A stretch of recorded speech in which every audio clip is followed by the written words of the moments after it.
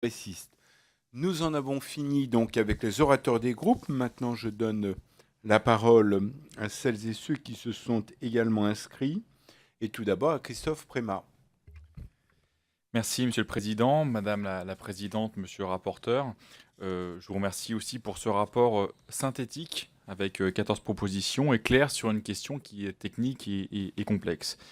Vous l'avez rappelé, la rémunération pour copie privée permet aux particuliers de copier des œuvres pour leur usage privé tout en donnant une contrepartie indemnitaire aux auteurs, artistes, interprètes et producteurs de ces œuvres. Il est toujours utile de rappeler la chaîne.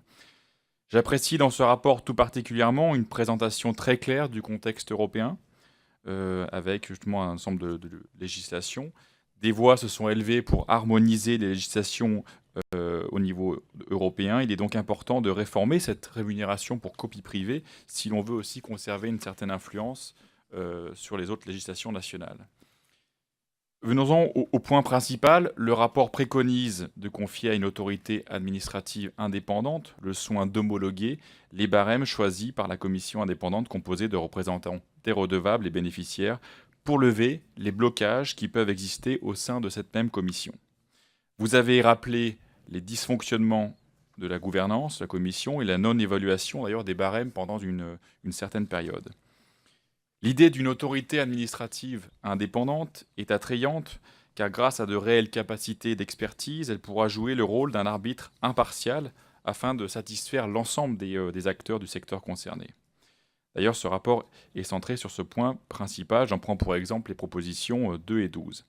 Si cette évolution est intéressante pour assurer une gouvernance efficace et plus juste, plus équilibrée, équitable, il serait important d'avoir aussi une intervention politique à un niveau pour l'homologation du barème, comme cela peut être prévu par les textes concernant d'autres décisions provenant d'autorités administratives indépendantes. Donc que pensez-vous de ce complément éventuel?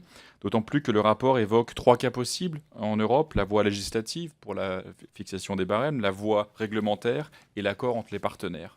Moi, je pense qu'il serait intéressant au regard des enjeux qui se posent sur la rémunération pour copie privée, de savoir quel est le lien en fait de l'autorité administrative indépendante aux politiques en général. Je vous remercie. Merci.